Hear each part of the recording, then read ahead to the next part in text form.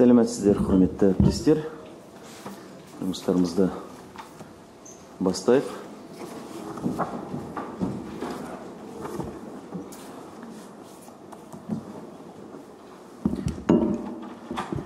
Бүгін Париж Олимпиадасының қорытындысына арналған алқа отырысына бәріміз жиналып отырмыз.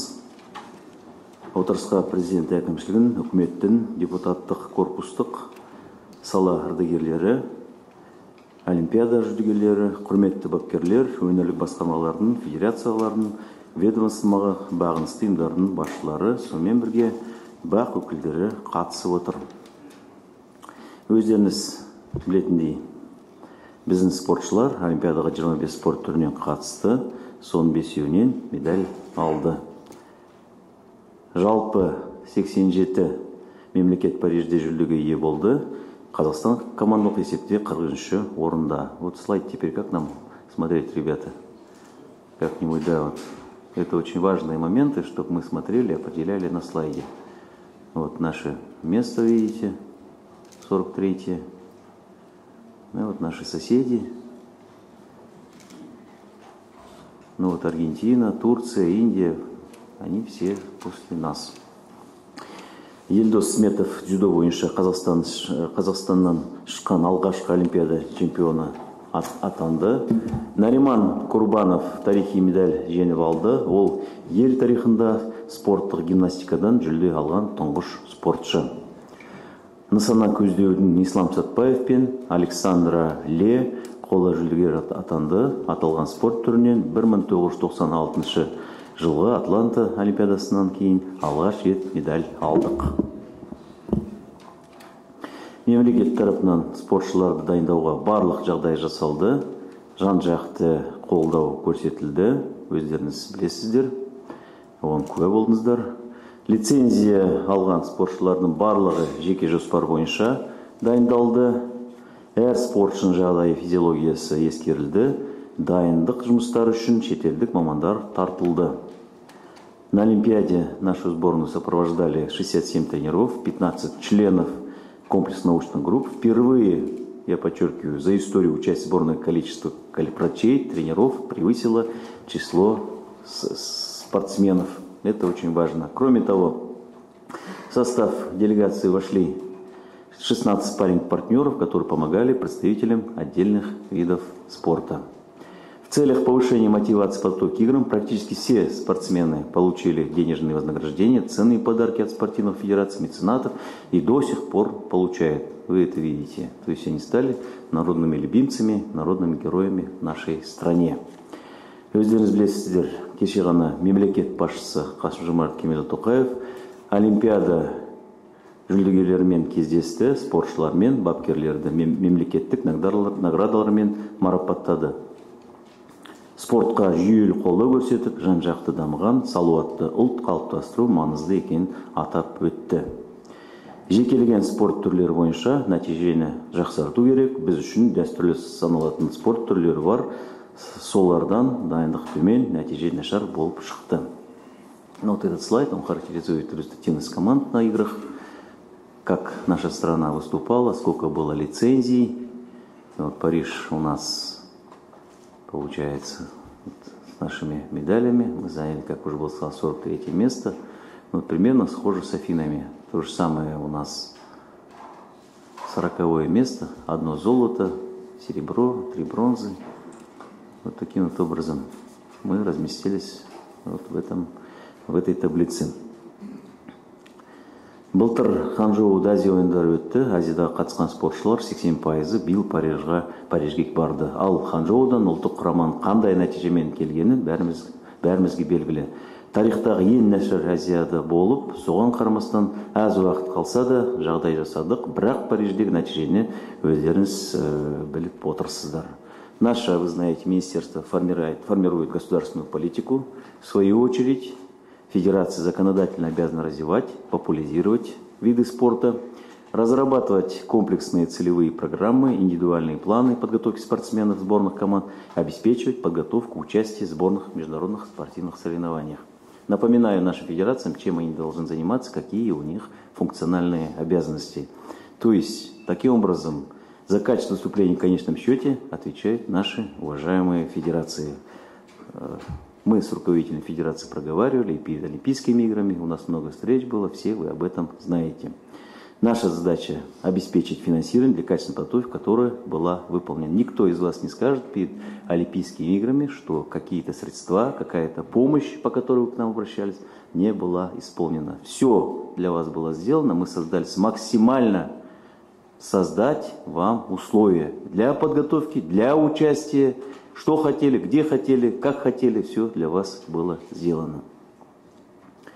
По линии дирекции развития спорта 3 года подряд выделяется порядка 10 миллиардов тенге.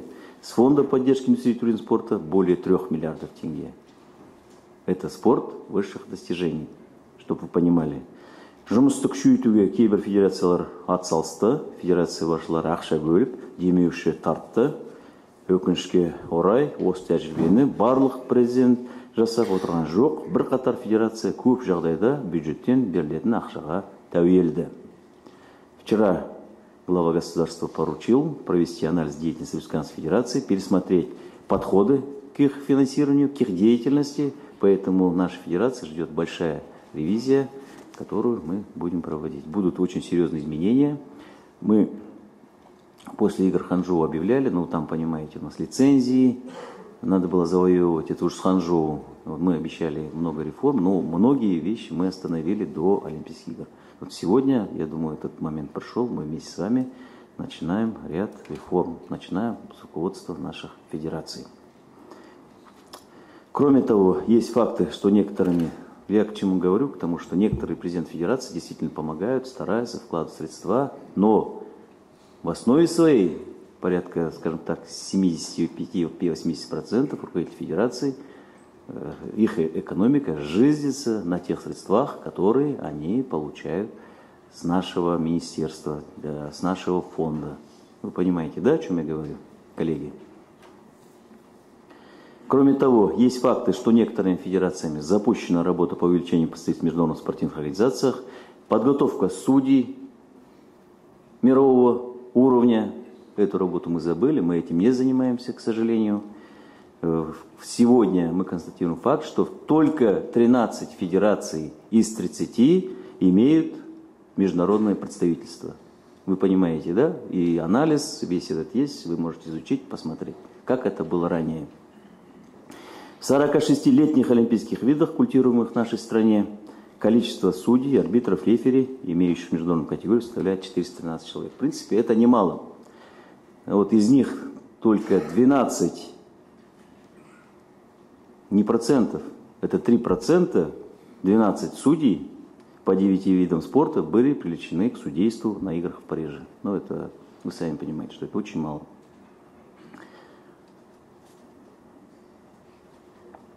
Крайне недостаточно. Ну а судьи по боксу в полуфинале, с полуфинала, финала были отстранены от судейства. Многие знают, многие не знают этот момент, но он имеет место быть. Көп жолдама боксшыларға бұйырды. Ерлер құрамасы барлық салмақта сынға түсті.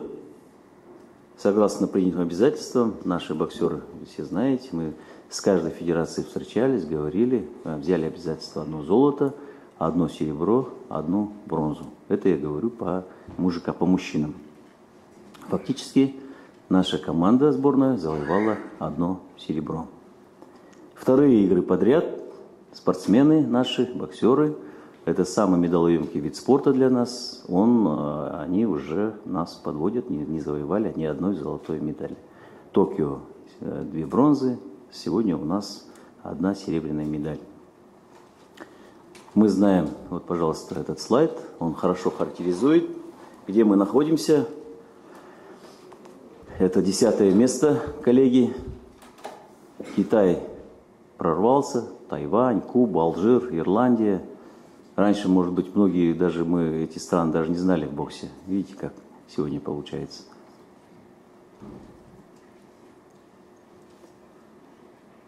И наша страна, вы прекрасно знаете, что она всегда славилась нашими боксерами. Если мы на Олимпийских играх завоевали 15 медалей, золотых имею в виду, то 7 это 50% практически, это наши боксеры. Вот с 96-го года, тут верхний слайд, посмотрите, пожалуйста. 61 спортсмен, это боксеры, принимали участие, завоевали 22 медали, 7 золотых, 7 серебряных, 8 бронзовых. Это самый эффективный вид спорта. Если переводить на проценты, то 37,5% это доля бокса в развитии нашего спорта. Чтобы мы понимали. Вот здесь сегодня он и Серика вижу, наверное, Ермахан где-то находится, да, Ибраимов тоже здесь. Вот ребята, они все через себя пропустили, они все видели. Вот Василий сидит, Алексеевич, наш уважаемый левит. Кто еще у нас здесь из боксеров известных? Булата Губаевича вижу, Абдрахманова. Булат Джумадилов должен был быть здесь он. Наши ребята, которые завоевывали. Все это они прекрасно знают, как оно было ранее. И сегодня мы видим какую картину. Крайне неудачное выступление. Понятно, вопросов много, разговоров тоже очень много про бокс, как мы готовились, как мы выступали. Но все мы видим нашу функциональную подготовку наших спортсменов. Я об этом говорил уже, еще раз говорю. Мы видим, что крайне, скажем так, плохо подвели наших боксеров к этим соревнованиям. Мы анализировали, мы подсказывали нашей федерации, мы подсказывали нашим тренерам. Вот. Когда Хамшибек, условно говоря, после Ханчжоу не провел ни одного боя, 10 месяцев, и на Елорде выступил, провел там 1-1,5 боя, и с финала его сняли, сказали, не будем травмировать, но что это такое? Мы же здесь все погружены в спорт, мы прекрасно понимаем, каков результат. И вот, пожалуйста, Олимпиада показала. И по каждому боксеру у нас есть анализ, есть свои определенные выводы. Как, почему мы пришли к этому результату. Ну, даже в тех моментах, где мы говорим, что судьи нас подвели, вы прекрасно знаете, о ком я говорю, это Муха Базарбайулы 63500, я говорю это за Айбека Оралбая, но мы прекрасно понимаем, что можно было бы там быть напористее, можно было более хороший бокс показать. Но, к сожалению, у нас есть такие моменты. И когда мы сегодня говорим, что нужны иностранные консультанты, мы эту работу начали, тренера и так далее. Вот взяли мы туда тренера по функциональной подготовке, ОФП, но, к сожалению, и там тоже не сыграли. Скажем, он не сыграл свою роль. Поэтому сегодня мы ставим задачу по видам спорта. Давайте будем брать иностранных, и глава государства вчера сказал, берите иностранных специалистов. Не гоните за легионерами, не гоните за натурализованными спортсменами. Давайте будем брать спортсменов наших нормальных и иностранных. Здесь тоже надо смотреть. Вот бокс, пожалуйста. То есть качество, скажем так, работы данного специалиста мы оцениваем неудовлетворительно, к сожалению. Ну все, вот тут и про физику мы говорим, проблемы очень серьезные. Вот, и сегодня мы понимаем, что в боксе должны быть очень серьезные, большие реформы. Буквально вчера, вот здесь даже некоторые коллеги здесь находятся, на самом высоком уровне мы встречались, Головкин присутствовал, наш руководитель НОКа. Мы обсуждали до глубокой ночи перспективу развития нашего бокса. Как мы дальше будем двигаться? Какие надо предпринять меры для того, чтобы эту работу нам сдвинуть?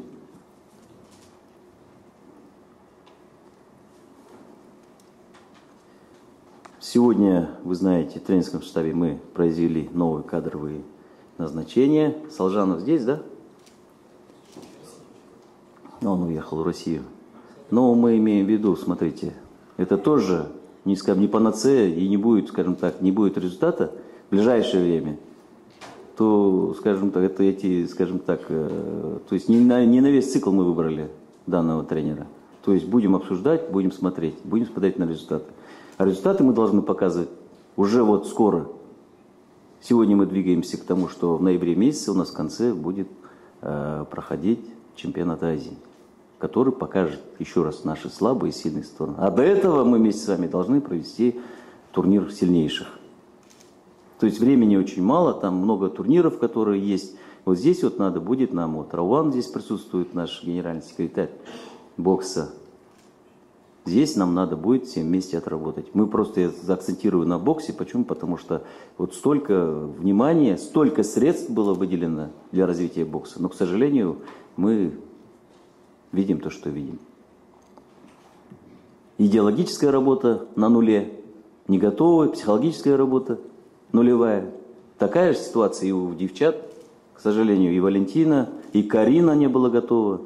Назым, ну, наверное, то, что она с таким большим опытом пришла, неплохой жребий у нее был, она, и то можно было бы, конечно, в полуфинале проявить более, скажем так, эмоциональный бокс, могла бы и победить.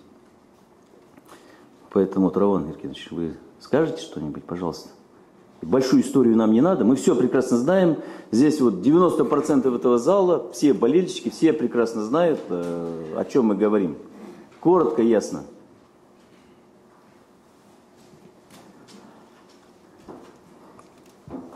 Құрметті Ермек Буранбаевич, құрметті әріптестер. Да, ұсынылсыз. Көп нәрсе айтылды. В принципе, по докладу моему даже вы все сказали. Нам нечего говорить сейчас. Есть проблемы, мы их выявили, будем работать, реформы. Сейчас в данный момент тренерский штаб обновлен. Есть программа комплексная на 2 года. Будем дальше планировать вот на цикл, на весь.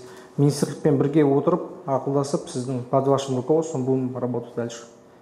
Здесь отдельно будем, да, здесь речь не об этом, что под руководством. Да. Речь, мы должны перспективы, но у нас должна быть конкретная программа. Вчера мы обсуждали. Начинать надо с регионов. Начнем здесь. Надо провести, разобраться там с руководителем федерации бокса. Провести чемпионаты областей, и вот после Азии у нас очень тесно получается, вот сейчас у нас Азия, до Азии мы не успеваем провести, вернее, до чемпионата страны, вот о котором я говорю, турнир сильнейших, всех собирать не будем, но у нас времени очень мало, сжатое время, а ноябрь месяц, конец ноября, это уже вот оно вот на подходе, мы прекрасно знаем, это мы должны провести в сентябре, в конце сентября, начале октября чемпионат, чтобы нормально подойти к Азии. Поэтому вот с регионами надо работать. Все ругают министерство, все ругаем друг друга, но чемпионы-то куются в регионах у нас. Мы это должны не забывать. Та же Карагандинская область, мы чемпионат, по боксу говорю, мы чемпионат проводим, спартакиаду Казахстана, это самое главное мероприятие, 4-летие, да? 4-летие. И Карагандинская область, вот Серик здесь, и все наши ребята, которые здесь присутствуют, когда такое было по боксу, из 13 весовых категорий приезжает только 8 весовых категорий. Нету, некому боксировать, некому принимать участие на чемпионатах страны.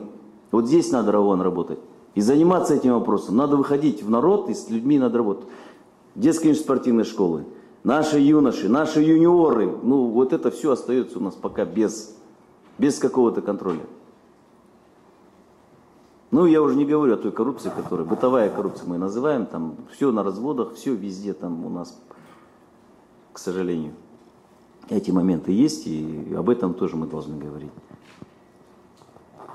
Вот задача. Вот начинать с регионов надо. Не сидеть в теплых кабинетах, в федерациях, а вот выходить и заниматься этим вопросом. Мы с вашим президентом, я сознательно президентов не приглашал, мы пригласили рабочих людей, которые работают. Наши генеральные секретари, заместители, которые курируют эту сферу. Поэтому это твоя работа, Равон, ваша работа. И вы ею должны заниматься. И вот вчера, вот мы когда говорили с руководством, у нас четкая программа действий должна быть по боксу. Мы должны видеть. Не так вот мы, область берет, там условно там Шымкент или там ЮКО, раньше Туркестан. Отдельной командой выехали за рубеж. Мы даже не знаем, где они находятся. Поехали, побоксировали, там 3 сборных собрались и приезжают чемпионы международного турнира. И вся страна вот так. Календарь четкий по боксу. Куда мы идем, что мы делаем, куда мы двигаемся. Равон, услышал, да, меня? Есть, понял. Восстанавливайте все эти турниры, которые у нас раньше были. Абдалиева, Каракоза, вот. И пошли, этот турнир этот забыли. Караганде, Жарлгапова, то же самое. Мы его всегда совмещаем с Казахстаном. И там потеряли представительство. То есть очень много, большая работа, которую мы будем делать. И с вашей федерацией мы отдельно еще будем встречаться, будем говорить. Есть, понял. Очень плохо, очень грустно. И настроение, вот все министерства, все спрашивают с нас, хотя есть конкретные лица, которые пришли к тому, что пришли сегодня. Это наши регионы, которые упустили работу всю. Это наши местные федерации областные. Северо-Казахстанская область, ни одного боксера. Здесь хоть кого-то прислали. На спартакиаде, ни одного боксера. И Карагандинская область занял одно бронзовое место. Вы помните, на спартакиаде. Также Северо-Казахстанская область. Даже федерации нет, и ни одного боксера не прислали. Усть-Каменогорск, Восточно-Казахстанская область, 3 человека представляет. Ну, как это так? Наша боксерская, мы тут да, по-моему, с боксерская держава. Это мы любим друг друга похвалить, сказать, вот мы боксерская. Какая мы боксерская? Мы совершенно не боксерская держава уже. 10-е место мы. Не будем сами себя обманывать. В грудь бьем. Где результаты? Результаты вот они где у нас. Детская спортивная школа, наши ЦОПы, наши областя. В итоге вот на чемпионате страны у нас нет конкуренции. Сегодня хотим провести турниры тяжей, там, условно говоря, абсолютно раньше при Советском Союзе была. И не можем набрать туда людей. В областях нет у нас тяжей. Мы вообще запустили эту работу. Раньше тренера выезжали, занимались селекцией в школах, так? Ходили, выбирали. Вот эту работу надо восстанавливать. Это не просто для краснословца там, или прессы присутствует. Факт такой, что эту работу мы должны ставить на рельсы. Вы слышали? Новая федерация, 4 месяца работаете, вот флаг вам в руки, и вот уже думать некогда, разбираться, Серик, разбираться нам некогда, с чистого листа, что-то там это, шумно, коллеги, сложно говорить. Присаживайтесь.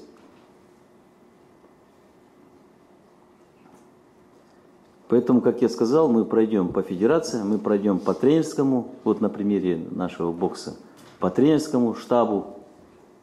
И вот в этом плане хотелось бы обсудить вопросы, которые у нас есть в легкой атлетике. Слайд поставьте, пожалуйста. Вот, пожалуйста, наша легкая атлетика. Нам по принятым обязательствам нам было обещано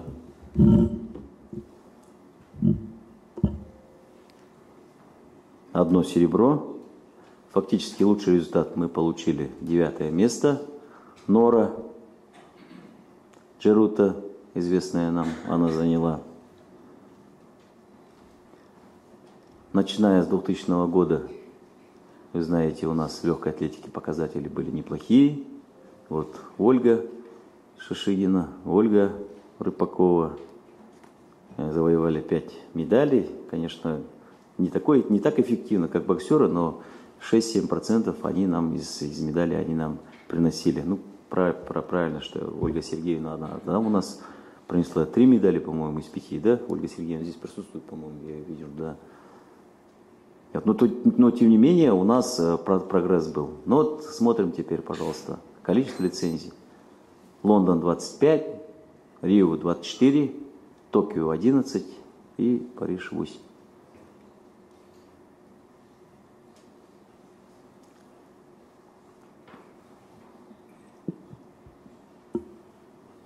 Нора тренируется, Дейзи у себя на родине, контроля нет, у нас числятся, документы наши.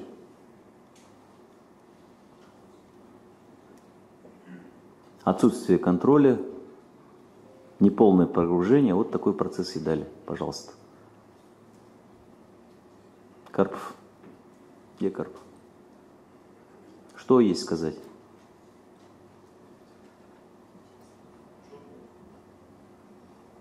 Дайте микрофон. Или пусть выходит сюда. Выходи на трибуну.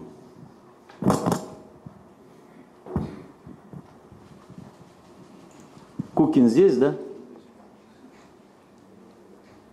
Что Кукин такая плохая работа?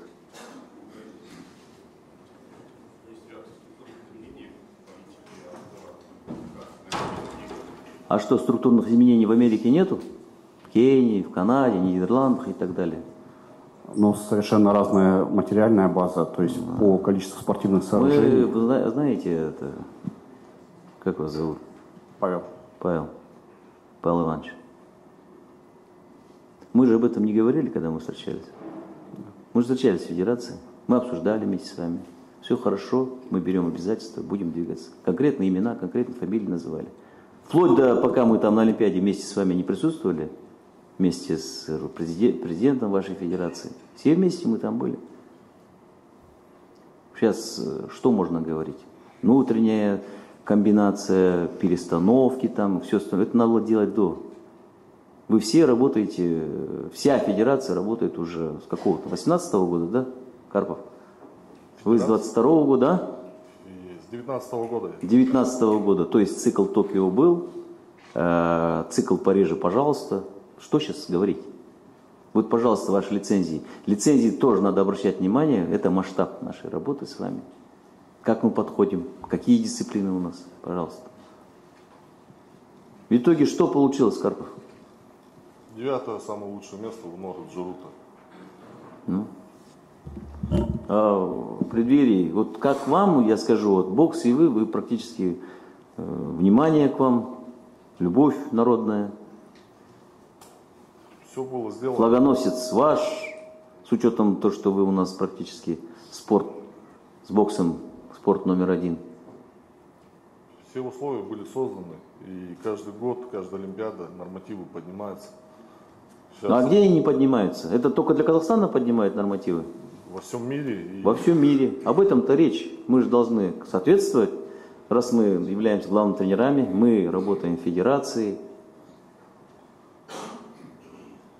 Совершенно верно.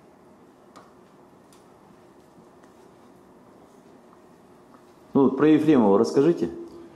Ефремов Давид молодой спортсмен, даже если бы он показал личный рекорд 13:50, ему не позволило бы зайти в полуфинал. Ну вот фальстарт у него был. Фальстарт у него это Да. молодой, бывают случаи. Ну, понятно, нервничал. понятно. Но мы же готовились. Так точно. Такая техническая ошибка, дисквалификация. Сейчас очень сильные результаты в мире. И спринт. Тогда может закрывать этот вид спорта, раз сильные результаты. Наша-то задача двигаться же, стремиться к этому. Что признавать, это не только для нашей страны, это же весь мир двигается. По этой классификации, по этим требованиям, по этой методике. Так? Да. Ну хорошо, пусть это будет. Ну тогда про Надежду расскажите Дубовицкую. Надежда Дубовицкая. Надежда была очень, вы сами видели плохой результат, 183. Ну вот она 2 метра прыгала. 2 метра прыгала. Прыгала. Рекорд Азии ее стоит. 1,92 прыгала. Прыгала в этом году. И здесь квалификация раз, и как всегда. Никак не получается 1,83. Это конкретные факты, которые мы вместе с вами видели. Мы присутствовали Так точно. на трибуне, смотрели, как это все происходило. Что случилось? Почему так? 20 сантиметров почти. А для вас каждый миллиметр это результат. Елизавета Матвеева, там что случилось? Ну, она показала свой результат сезона. Она молодая. Ну, 1,92 прыгала. Прыгала. Она не результат свой показала, а здесь 1,88.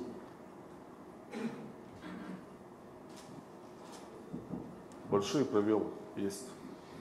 Ну вот поэтому мы вот вместе с федерацией сейчас будем разбираться, и я думаю, что вот большие серьезные изменения среди главных тренеров тоже будут. А кандидат номер 1 это вот наш уважаемый Карпов.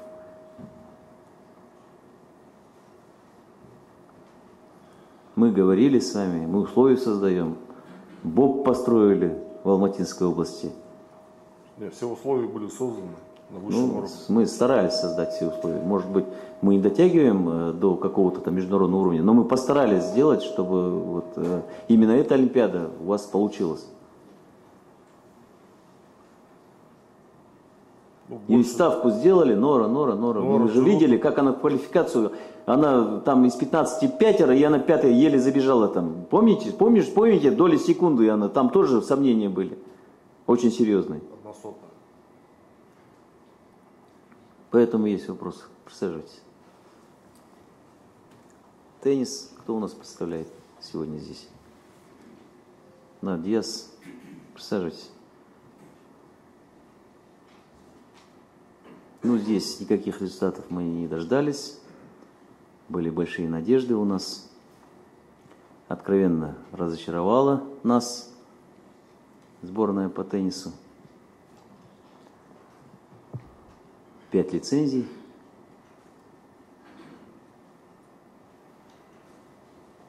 Шесть лицензий, 5 спортсменов. В итоге из-за Лены, из-за Путинцевой мы потеряли, скажем так, лицензии, не принимали участие, снялись.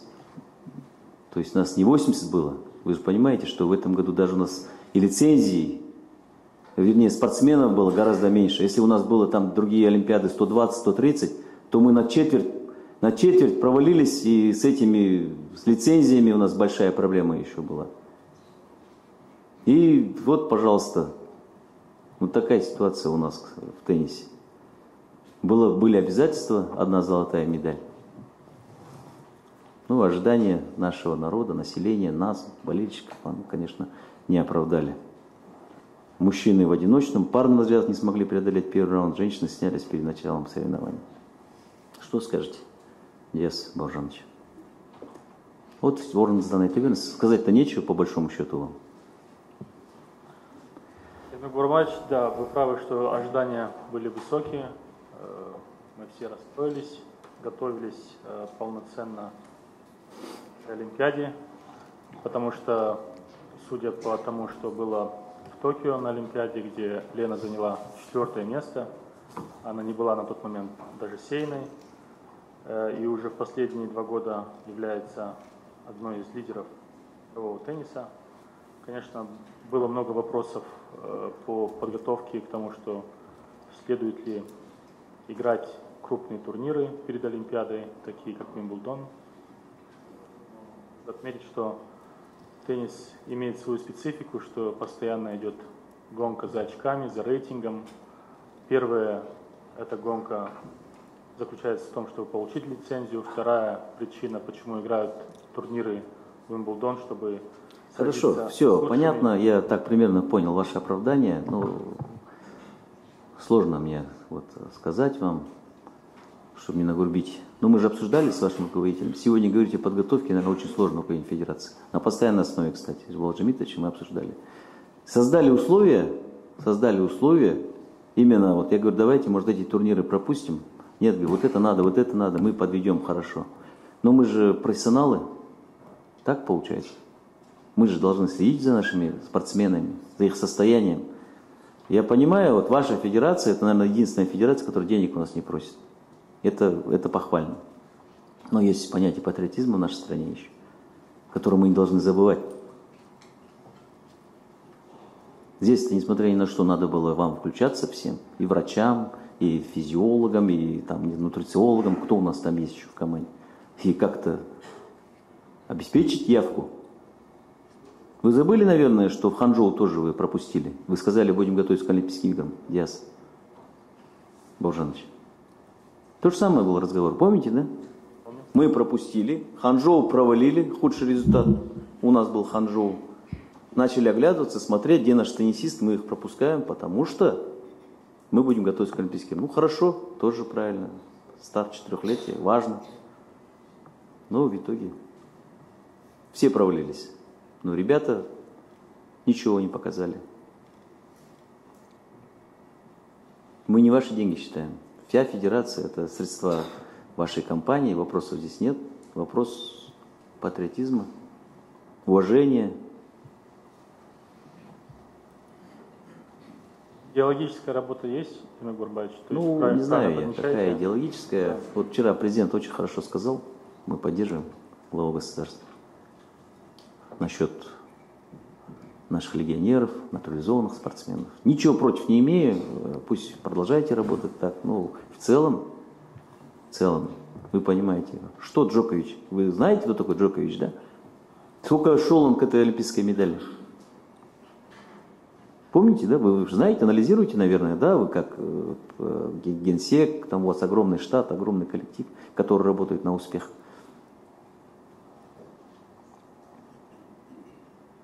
И как он сопереживал и плакал от того, что он победил олимпийскую медаль. Многие говорят, что для теннисистов это не важно. Олимпийские медали – это такое проходящее мероприятие. Для них важны Гарросы, как они на ваши турниры называются, Турниры шлемы и большой все шлем, да. остальное, Ролан Гаррос, вот это все. Но у нас менталитет такой, у нас есть чемпионат, азиатские игры, у нас есть конкретно Олимпийские игры, где мы получаем удовлетворение, вдохновение. Но здесь получилось, как получилось. Очень плохо. Я понимаю, что вот как хоккей, когда Барс все ругают, но мы сегодня видим, что молодежь, юноши, я как пример привожу. Очень много ребят, которые у нас родились, выросли, 80% уже, все вот наши ребята. Өз балалары өсіп келе жатыр. Это вот, скажем так. Ну и здесь я смотрю, у нас и резерва нет такого, который тянется за Леной, тянется за Путинцевой, за Юлией Путинцевой, за Бубликом там или за Кукушкиным. Ну, как-то нету молодежи такой, чтобы вот преемственность была какая-то.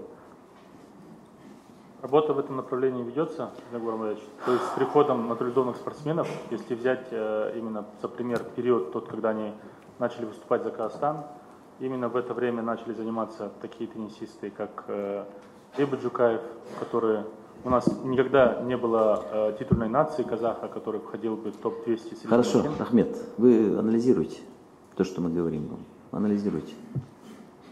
Всю ситуацию здесь все сидящие знают, и не только. У нас сегодня спорт это не просто спорт, понимаете, как спорт. Это настроение, это эмоции. Видите, с чем мы столкнулись после Олимпийских игр. Все переживают. Вот эмоции, самое главное, это спорт. Для человека мы понимаем. И мы рассчитывали, честно сказать, на то, что мы получим. Кнауф нету, Соболенко нету. Все, она практически первый номер. И тут вот так вот. Ну, да, человек болеет, мы все болеем. Но ваша задача была подвести. Создать условия высококлассному. Тем более ваш руководитель такую поставил ей, скажем так, цену, вы знаете, да, какую цену? Огромную, если она выиграет, она получит такие средства. То есть мотивация была же. Ну и в целом сегодня вот посмотрите, наши спортсмены и заслуженно ездят, получают спонсоры, бизнесмены, все радуются. Честь и слава и хвала. Но это многих видов спорта касается, коллеги. К сожалению, наш спорт сегодня в таком состоянии. И когда мы про Ханчжоу говорим еще раз, когда с нас требуют показатели, мы прекрасно знали, куда мы едем на Олимпийские игры. Я об этом говорил, вам всем говорил. Почувал? Что у вас случилось? Я вам всем говорил, Ханчжоу, 80% тех ребят, которые были в Ханчжоу, напоминаю, мы с ними поехали на Олимпийские игры. Самый плохой показатель, 11 место.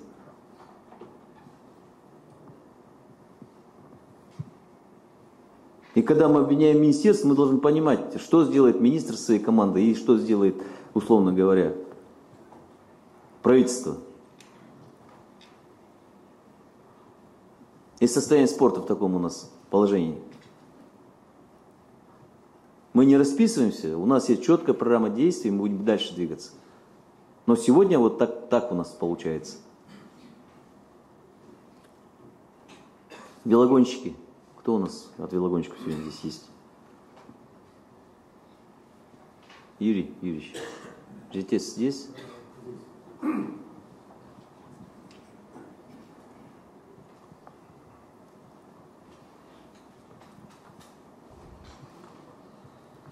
Ну, пожалуйста, наши велогонщики. Вторая Олимпиада нашего Алексея. На первой Олимпиаде он был на 21 месте. Олег, что-то есть у вас сказать? Что отвлекаете? Если есть сказать, скажите мне. Что у вас, Димаш, своя свадьба идет?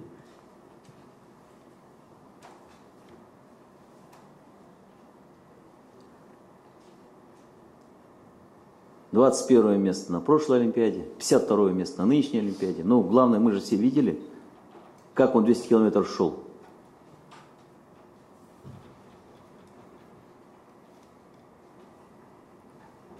Житец Дмитриевич, мы видели все, Да, видели. Добрый И вот в день. итоге получилось, как получилось. Я уже о Федорове не говорю. Может, молодой. Ну, за этим-то парнем мы даже разорвались там на Олимпиаде, чтобы поехать проводить. Часть ребят мы отправили туда, наших ребят, чтобы проводили вас. Со старта возле Триумфальной арки вы там стартовали.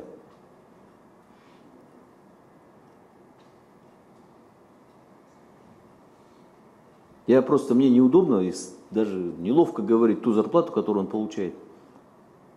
Получал у нас. И вот сейчас соскочил, его нет уже у нас среди нас. Подписал контракт с другой велоконюшней. Так говорите, велоконюшня, да? Велокоманда. Я назову эту цифру, это будет, на самом деле, это будет не совсем хорошо для нас, для всех.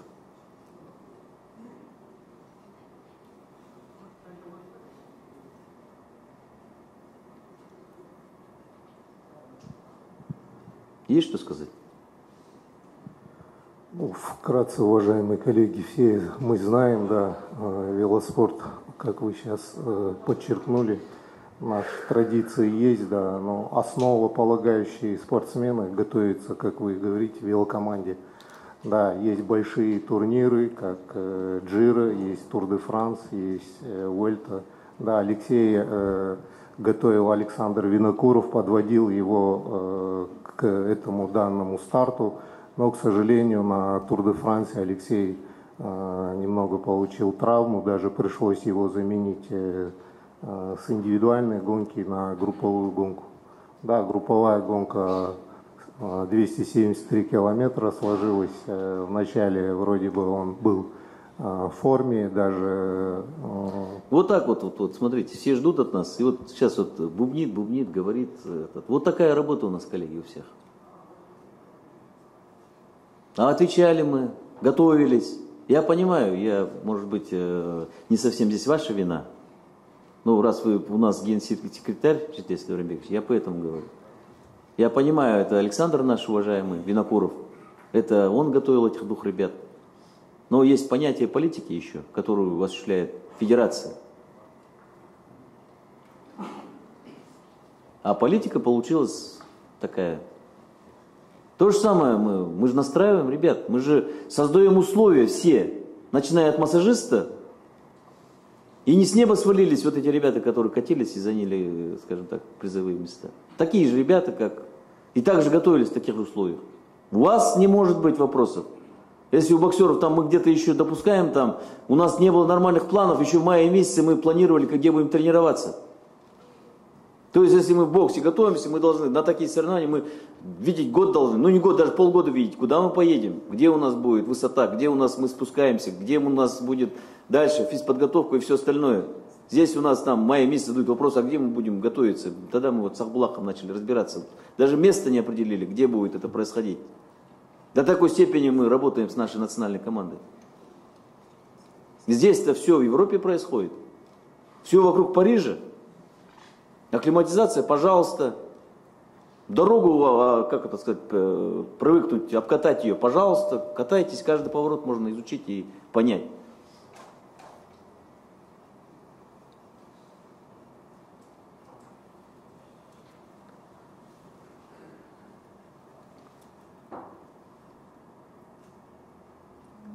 Сейчас израильская премьер-лига, все, он там, все, до свидания. Деньги, все, наши. Результата нету для страны.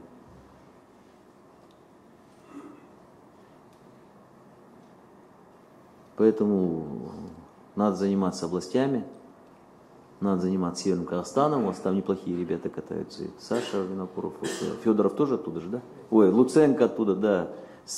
Надо смотреть, где у нас базовые были приоритеты, вернее, где у нас есть возможность выращивать этих спортсменов, где у нас есть тренера, которые формируют облик спорта. Всегда вокруг человека все это формируется. Как вот штангисты в Уштубе, Ильина нету, да, здесь? А, вот здесь. Привет. В Уштубе, на самом деле, появился человек, все, и он вокруг себя сформировал команду. И все пошло. Так и здесь надо смотреть. Я, уважаемые генсеки, уважаемые начальники управления. Начальники управления тоже отдельный разговор. мы сегодня, администрация принимает решение, из 20 начальников управления, если 10 начальников останется, это хорошо. Это вам, ребята, чтобы понимали, что с вами тоже сейчас будем разбираться. Сказал президент, должна быть четкая вертикаль. Вот мы к этой четкой вертикали идем. Поэтому на следующем совещании многие из вас поменяются. И никакие былые заслуги вам уже не помогут. Почему? Потому что была тема приоритизации спорта. В прошлом году проводили совещание. Коллеги, областные бюджеты еще не приняты. Заходите к Акимам, заходите к заместителю по социальной сфере, говорите, что есть требования приоритизации видов спорта. 182 вида спорта развиваем в нашей стране, к сожалению. Не к сожалению, это хорошо, когда много спорта. Но это все виды спорта, которые у нас, скажем так, жизнятся с нашего бюджета.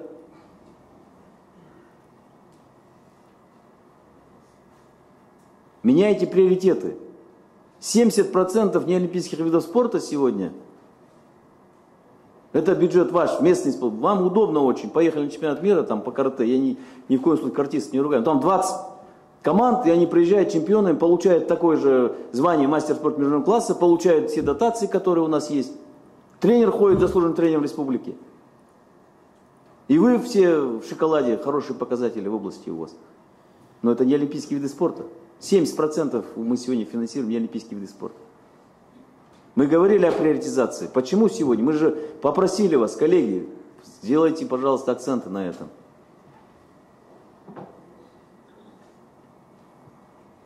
С акимами проговорили. Такую отрасль, как спорт, возглавляем. И не надо говорить, что спорт хуже там экономики или чего-то еще. Сами для себя приоритет расставили, спорт находится там где-то у черта на куличках. Поэтому, коллеги, вот такая сегодня ситуация. И с федерациями у нас со многими не увидимся. И с вами тоже будем прощаться.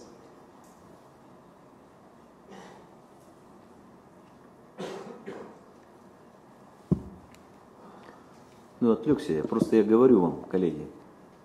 Каждое слово, которое мы говорили, надо было... Почему? Потому что мы же за государственность говорим. За имидж нашей страны. Вот так мы должны двигаться. Приоритеты давайте расставлять. Как обычно, махнули, сами для себя решили.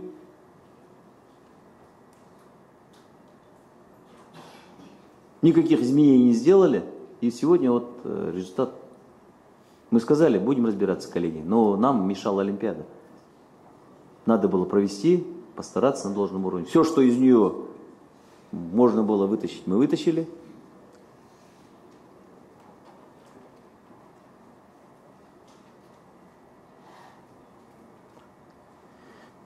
Триатлонисты Екатерина Шабалина. Кто у нас с триатлона?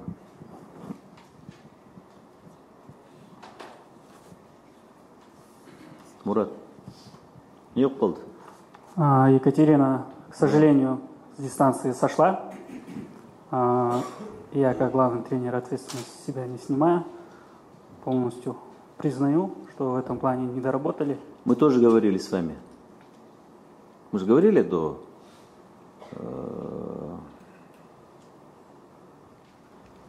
Ваш президент приходил. Мы пообсуждали же, как у нас, какие результаты будут. Это долгожданная наша лицензия. Триатлон, пожалуйста.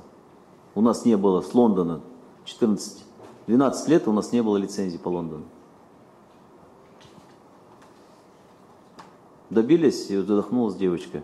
Хотя кто-то доплыл. Не знаю я, но мы же должны со всех сторон. Я сам там был, я видел состояние этой сены. Ну кто-то же доплыл. Кого-то подготовили. Ну как, Шабалина соскочила, немного таких уж было. Вот какое-то бессилие, коллеги. Я заболел, нога заболела. Дзюдо девочка борется, за ногу схватилась, все, у меня нога. Хотя вот она, два япона. Нурбол, так? А? Кто у нас по девочкам у нас? Я уже тут, вот. Вот, пожалуйста. Вот. Идет она, вот, понимаешь? Нет, за ногу, за ногу, за ногу. Вот. Я понимаю спорт. Я все понимаю, это спорт. Но мы же должны до конца, он Серик сломанной рукой у нас Олимпийские игры выиграл. Мы же это все помним же. Так и здесь вот Шабалина Отренс задохнулась, не знаю, ну мы же готовили же, мы же настраивали, мы же говорим, что вода грязная. Ну, это же целый комплекс работы. Мы же сознательно к вам не ходили в деревню, никого не беспокоили, готовьтесь, психологи, пожалуйста, вам, вот, кто вам еще нужен, вот массажисты, вот врачи, кто и что. Что надо сделать, чтобы это? Нас никто же не поймет, кто в Париже не был, тот не поймет. Как это сложно все. У нее-то хороший потенциал был, Мурат. Тоже. Согласен со мной, что у нее хороший потенциал был? Конечно. Да. Но на тестовых играх в прошлом году, когда тот же состав был, 53-е место мы заняли. И по поездке то, что мы за 12 лет первую лицензию взяли, это уже был шаг вперед такой. Но мы понимали, я понимал, что в топ-40 это в лучшем случае должны были там место занять. Это все результаты об этом говорят. То есть она нигде раньше не выступала с таким результатом, где бы мы могли даже в десятку попасть. Все понятно, присаживайся. Міндеттемеге сәйкес еркін күрес командасын қола медаль күттік, бірақ біздің спортшылар бірінші айналымда шығып кетті. Ең сәтсіз саналатын Токио Олимпиадасында біздің құрама бір қола медаль жеңіп алған еді. Биыл бұл да жоқ.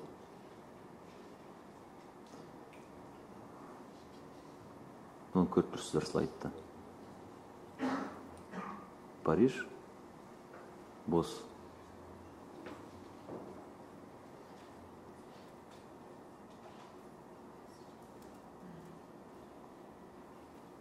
Ислам каким-то образом получалось у ребят. Ислам Ильясович вот здесь живой сидит, не он, я видел. Вот, пожалуйста.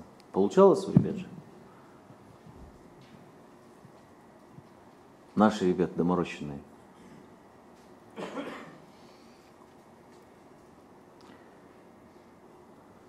Өкінішке қарай алғаш рет әйелдер күресінің спортшылар Олимпиадаға қатысқан жоқ. Бұрын да бізде осы спорт түрінен жақсы позиция болды. Пожалуйста, Гюзель Манюрова, финалиста, 3 у нас бронзовые медали были. Но, к сожалению, мы не завоевали ни одной лицензии.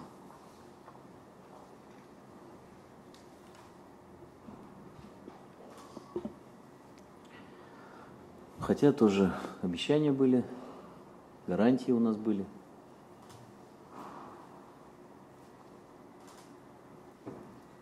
Накануне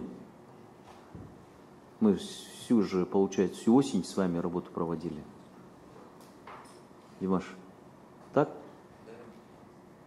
Всю осень, всю весну. Как так у нас, Димаш Равхатович? Есть что сказать?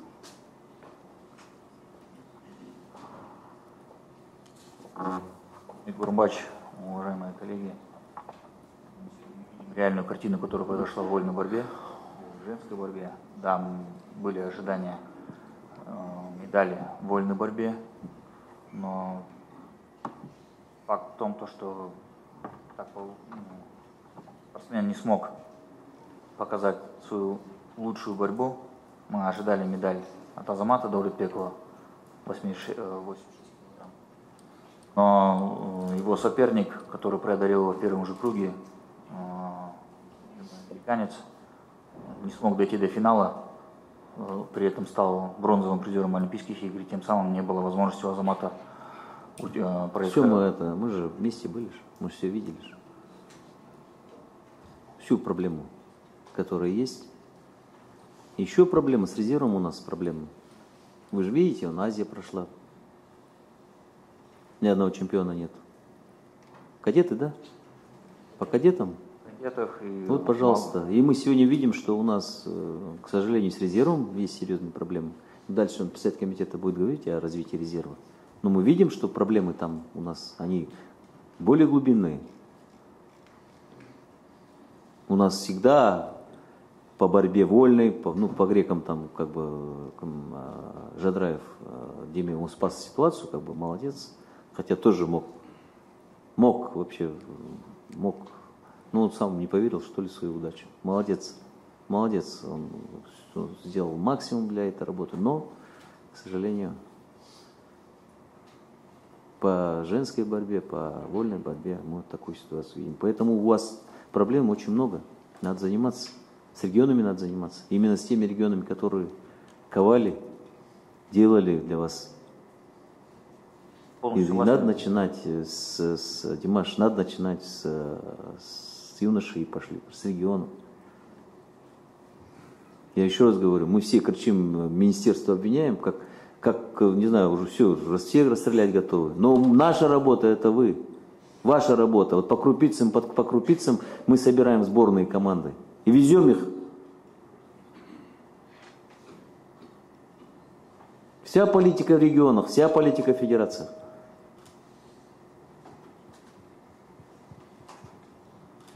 Гурмач, со стороны министерства полностью все условия были созданы и федерации, и национальным сборным командам.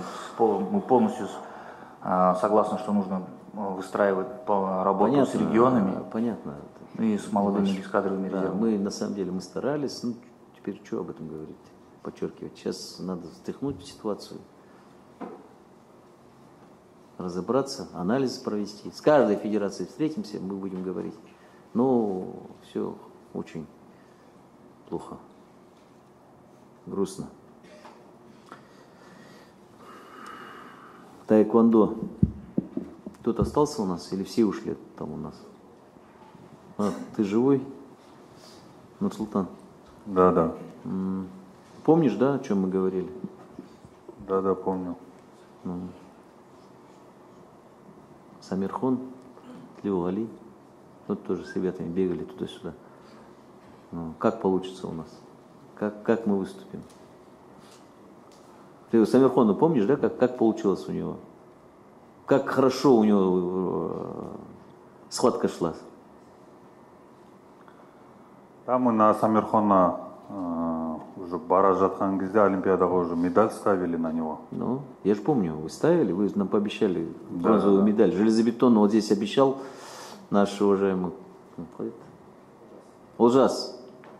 Хороший парень, толковый парень, кстати, он такой, погруженный в международное сотрудничество.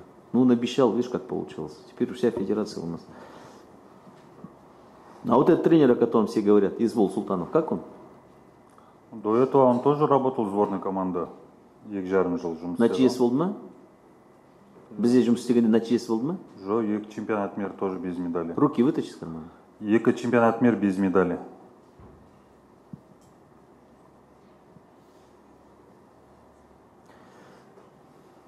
Хорошо. Садись. Будем работать, посмотрим. Фехтование. Фехтования никого нет? Проигнорировали, что ли?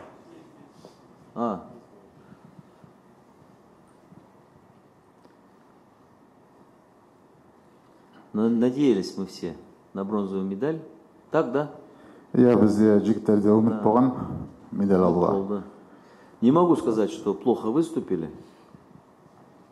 6-е место в команде. Но вот, кстати, такая интеллигентная, правильная федерация. Мы вот надеялись, что у вас получится. Интеллигентная, правильная, хорошие ребята подобраны.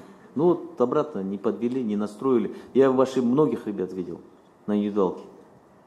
И чуть-чуть не хватает, и чуть-чуть не хватает. Сәттілік жетпей қалды. Ну вот сол, видишь. Бәрімізде солай сәттілік жетпей қалды. Сондықтан абырой келген жоқпыз. Вот федерация, которую мы, возможно, она будет работать дальше, потому что мы видим потенциал, видим желание, вклад серьезный вы делаете для развития. Видишь, результат вот нужен. Мы же тоже вот как бы после Ханчжоу у нас как-то какое-то было очень серьезное ожидание по фехтованию. Вот проблема. Будем разбираться с вами. Жақсы. Ну, стрелки ситуацию спасли. Это Саша с Исламом. Неплохо они отработали. Но стендовики подвели. Не надо ничего говорить. Знаю, мы уже общались, говорили с вами. Надо двигаться. Много работы делается. В принципе, на нормальном направлении двигаемся, но этого недостаточно. Почему? Потому что мы помним все Ханчжоу, мы все помним результат Асемы, великолепный результат Асемы. Эдуарда Ещенко. Ну, надеялись. Кому подвел, как он, динамовец, как его зовут-то? Кому? Динамо здесь кто-то есть? Ну, Нахсахал здесь. Как этот парня зовут? Риновский. Чирюкин. Динамовец. Да, Чирюкин подвел нас. Тоже, кстати, ага. Покажите себе, вот, динамовец наш. Я говорю, вот, у нас, оказывается, в сборных командах 80% формировало Динамо раньше. Сейчас вот, кстати, на этой Олимпиаде мы немного провалились. Да, и не просто встречать надо, одевать на них кепки свои, береты. ЦСКА где у нас тоже там? Арман, по-моему, да? Береты одеваете, встречаете. Еще помогать надо спортсменам. Всячески помогать. Когда мы спрашиваем, а что вам сделали вооруженные силы, они у нас как бы так неуверенно отвечают, что они сделали. И Динамо то же самое. Опекайте, помогайте. И у вас же встретились, Ержан Сабарбекович как раз с этим Чурикиным. Она былай болады, сапа болады, бәрі дұрыс болады деп. В итоге получилось вот так вот. Мы сейчас его в национальную гвардию аттестовываем. Юрий Иванович, можно какие предложения сказать тоже? Предложение не надо говорить. Да? Мы к вам придем и предложение выслушаем. Спасибо. Я все знаю, что вы будете говорить. Надо было предлагать раньше и делать то, что вы предлагаете. Спасибо. Что сейчас предлагаете? Слово можно сказать чуть-чуть? Только хотел сказать, что все условия были созданы, особенно по линии ДРС, комитета. Но вкратце сборная хотел сказать, что в мировом рейтинге сборная на Олимпиаде Парижа заняла 11 место. Это впервые такой, пуля стенд. И у нас было 2 финалиста, тоже впервые. И плюс у нас 4 человека еще не попали, не хватило одной мишени и одной медали. Хорошо, все уже. На Кубок мира у нас едут 2 человек. Вот, к сожалению, видите это, Олег? К сожалению, у нас Кубки мира, этапы Кубка мира, как-то это все так. Мы серьезно относимся как к комплексным мероприятиям, но в то же время это промежуточные вещи. Есть 2 понятия. Это азиатские игры, о которых и Олимпийские игры. Вот цикл наш. Сейчас вот боксеры поедут на чемпионат мира, точно уверен, там 3 золота привезут. Как в Ташкенте. 4 золота было, да, Роман? И все, и начались наши гулянки, тои, бешпармаки. Вообще загуляли ребята. И вот в Ханчжоу итог всему этому мы увидели. Как получаем лицензию? Вы помните, как наших боксеров встречали, Роман? Но это тоже надо было как-то, наверное, как-то ставить это все надо на какое-то место, понимаете? Пока мы на Олимпиаду не попали. Уже у всех квартиры, у всех миллионы, у всех все. Так?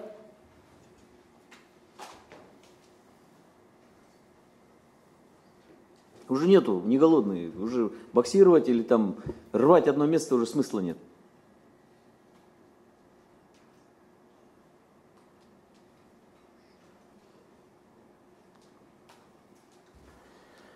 Так, подвели наши спортсмены по батутной, художественной гимнастике, брейкингу, скалолазанию. Я уже останавливаться не буду, вы все прекрасно знаете, что мы думали здесь что-то завоевать. Здесь ситуацию Нариман Курбанов спас, скажем так, по гимнастике. Неплохо выступил, хорошо выступил. Что вы хотите сказать, Галя Махсудовна? Добрый день, уважаемые коллеги. Я хотела сказать, что в художественной гимнастике батутной мы медаль не планировали, потому что мы реально обсуждали вопрос, что медаль могут принести только спортивная гимнастика мужчин. Ну, не знаю, мы же про Танию постоянно говорили же вместе с вами. Нет, ну, надеялись. мы не рассчитывали. Мы же не спорить сюда прошли, Эмсон. Имеем то, что имеем. Имеем то, что имеем. Мы Факт такой, что мы ничего не получили. Но там и не было возможности. Ну, хорошо. Там нет отдельных видов. Мы констатируем факт, что мы ничего не заработали. Там только много. Кроме Наримана Курбанова, который в целом спас федерацию, скажем так. Вы же руководитель федерации. Да, мы рассчитывали на двух парней. Милат и вот. Нариман. Поэтому не спорить мы пришли. Мы итоги подводим нашего мероприятия. Мы спорили с вами все вместе, и федерации, и главные тренера, до Олимпийских игр, до выезда. Просьбы постарались выполнить все, которые есть. Ну, сегодня что, после драки-то что махать кулаками?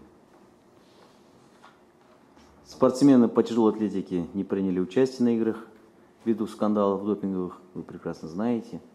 21 год, 5 фактов, по-моему. 22 год, и в итоге в прошлом году у нас получилось 33 факта. Сейчас ни одной лицензии не было. Надеемся сейчас, что у нас там ситуация выправится. Видим, молодежь там подрастает у нас неплохо позиционируется. В Ташкенте мероприятие, по-моему, было, да, у нас? Где у нас девочка наша, генсек?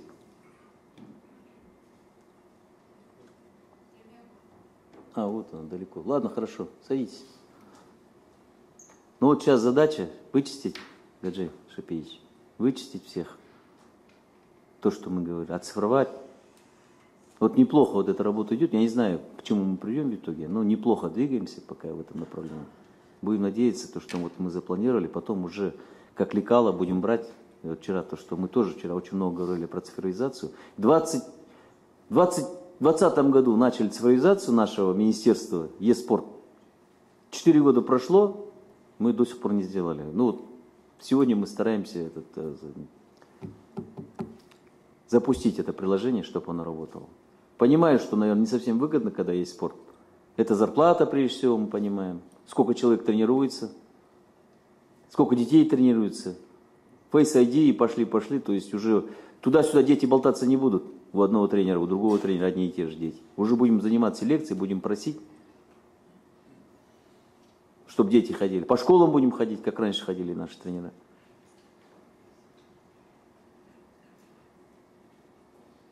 Присвоение званий. Почему это все происходит? Потому что у нас нету цифровизации. Когда международниками становятся ребята, которые никогда на ринге не были или там на ковре не боролись. Эти факты есть, вы прекрасно знаете же об этом.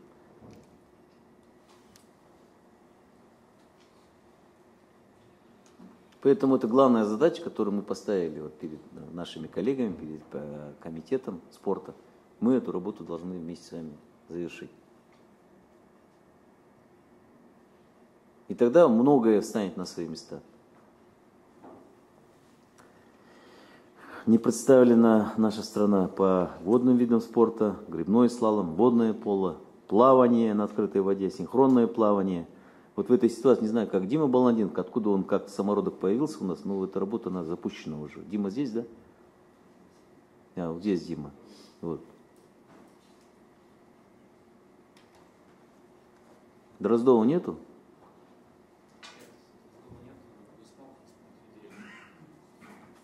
Кто вы? Ну что так плохо все? Вы за всю воду отвечаете, да? Да. Что у нас 5 так? видов спорта. Что так? На этих Олимпийских играх было представлено Кто-то мне плавание. рассказывал, слушай. Ислама я интервью видел. Когда он говорит, водное поло, все боялись казахстанского сборного. И они даже не тренировались, не готовились, они полупьяные выходили, говорит, и побеждали. Не потому, что они нарушали, скажем так, дисциплину, это в 90-е годы было. Просто такие уверенные были. Просто выходили, побеждали. Так, Ислам, ты так хотел сказать, да? А все подумали, что они развращенные, испорченные люди. Вот на интервью не до конца досказал. А по идее, вот получается, что они в таком состоянии, неухоженном, пьяном и все остальное, выходили, побеждали чемпионов, у них не было вообще никого. А на азиатских играх, садись, Ислам, на азиатских играх что мы увидели? 3-е место завоевали. 3-е место. Продули китайцам. Я был тоже на этом. Вот это вся вода наша, которая знаменитая была вода. И, кстати, чемпионаты у вас проходят. Сакен, вот я, по-моему, видел, да, Сакен здесь наш, водное поло. Даняр Рустемович, за колонной вижу, да, сидит вот он, да, тоже. Вот идеологи, пожалуйста, до сих пор они поддерживают себе водное поло. Вчера Даняр Рустемович звонит, говорит тоже, я, говорит, еду на чемпионат, катается, до сих пор прыгает, все. Может быть, восстановится, но сегодня мы славу-то потеряли. Что будете делать? Есть какие-то у вас перед вами какие-то задачи? Безусловно. Ну, наверное, одна из основных проблем — это произошла смена поколений, именно и в водном поло, и в синхронном плавании у нас. Это, да, это заезженные, конечно. Где смена не проходит? Вот сейчас, вот смотрите, почему мы сегодня собрались, мы ждали награждения главы государства и поручения, которое он даст. И сразу собрались, чтобы с вами обсудить. И все, и вот этот цикл идет до Лос-Анджелеса. Со мной, без меня, неважно. Главное, стратегия, чтобы была. Вот эта стратегия, все вопросы, которые у нас есть, мы должны поднимать и двигать. Так и вы, вот завершилось Токио, вы же должны были как-то... Вы с какого года там работаете? С 10-го. Ну вот видишь, вот такие вы все вот. Заржавевшие и уже не думаете ни о чем. День прошел и ладно, результатов нету. Аман, так, да? Амана вижу. Тоже ты у нас в водном поло же, а? Вот так вот. Молодые ребята, им надо уже отдавать бразды. Передаем, поколение новое подрастает. Не доверяете же, не доверяете. Сами все захватили, власть. Уступим. Уступите. Ну, надо было раньше уступать. Поэтому я про этот цикл говорю, понимаешь? Про этот цикл, который мы берем, цикл. Вот сейчас уже все, мы должны двигаться дальше. И возродить это все. У вас же и Джамбул у вас, Тарас. У вас же есть базовые областя, где вы можете двигаться и можете работать. Так? Так. Правильно? Правильно. Еще меня поправляешь. Правильно. Правильно, неправильно. Садись.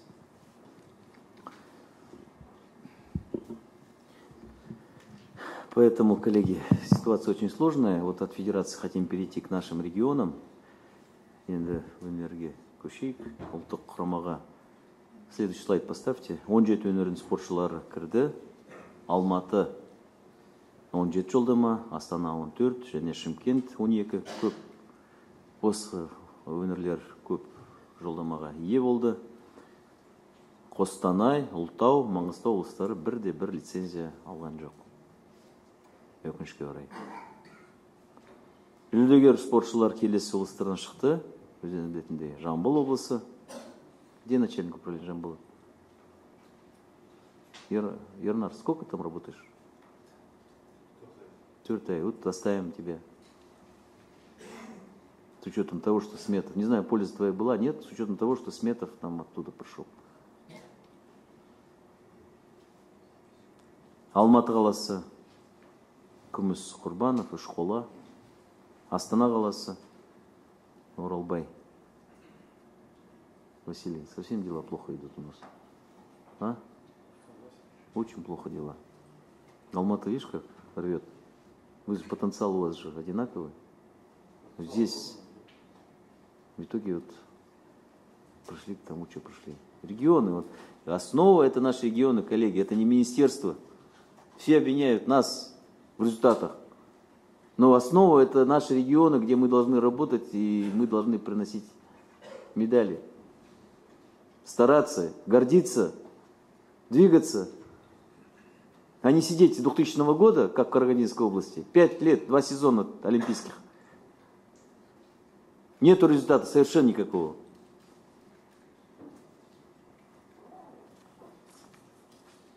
Слайд следующий. Пожалуйста. Карагандинская область. Всю историю мы знаем. Жеров, Серик Сапиев, Головкин, Елеев. Кто там у нас еще боксеры, которые завоевывали? Карпов, уважаемый. Борец был у нас. Сыздыков, по-моему, да?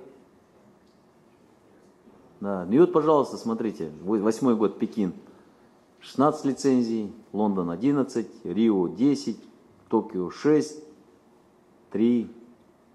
А вся работа, коллеги, выстраивается на простых вещах. Навести порядок в спортшколах,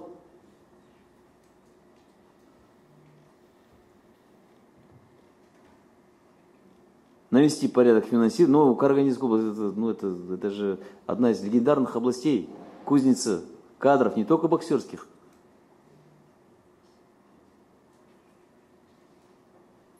Вот в итоге что мы имеем?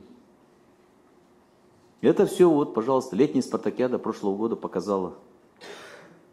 По 27 видам спорта мы проводили соревнования, вы знаете, комплексные соревнования. Все готовились.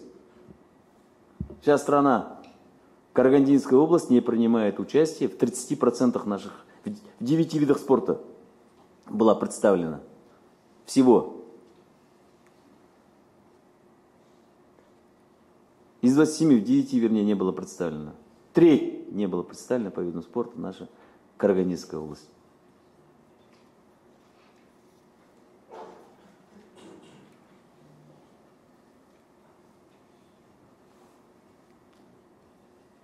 И не просто, вот мы говорим, Олимпийские игры, все виноваты. Вот, пожалуйста, вот это вот есть вклад наш. Павлодарская область, 7-4-1. Кто Павлодарская область? Давно работаете вы? Ну, тоже уже прилично. Пожалуйста. Полный регресс.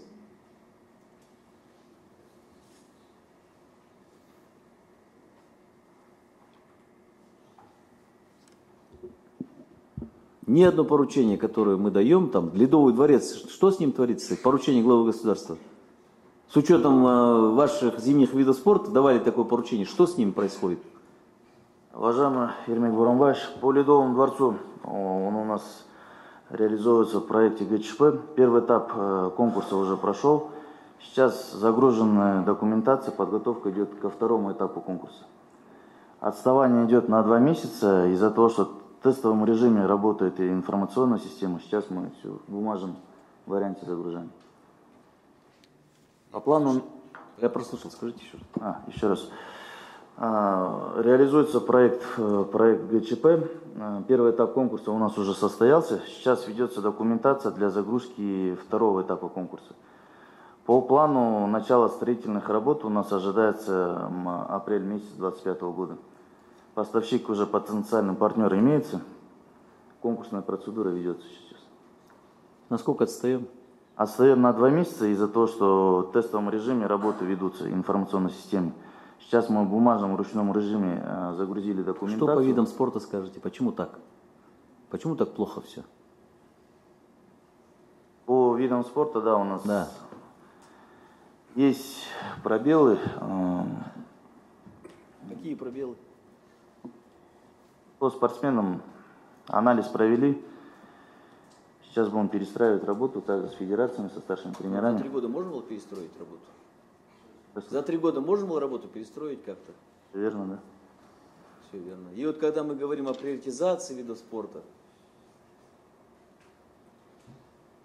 о том, что надо менять крен в сторону олимпийских видов спорта, вы же не отреагировали за прошлым годом? И вообще никак.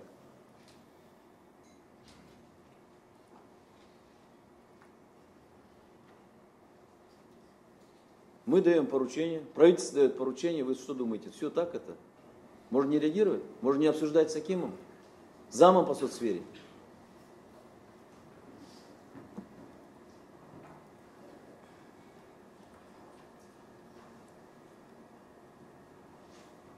Какая боксерская кузница была? Дюсеков или УСИС, правильно? Какая школа там была? Азамат Макажанов и как боксер был, как тренер, в принципе, неплохой был. Где все? Азамат Макажанов до сих пор у нас тренер. Ну, тренер работает. Да? Ну, я имею в виду последователей его, преемственность работает. Сейчас подрастающее поколение есть у нас Сабры. Подрастающее поколение мы видим по резерву тоже. У вас подрастающее поколение. Особо там гордиться нечем, знаете. Зыко.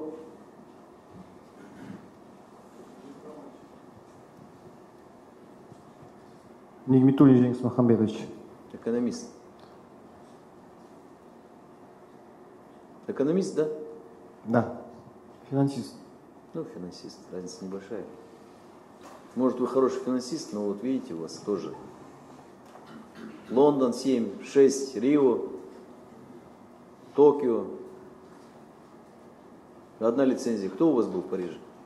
Бравкова Мария, Байдар Каноэ студент. 11-ші орын алды, 19 жасар. Осы күні кеше Самарқандта өткен әлем чемпионатында қола жүлдегер. Естідік, көрдік бәрін. Құтты болсын. Бірақ қана Олимпиадада күттік қой. Бірден бола ма деп.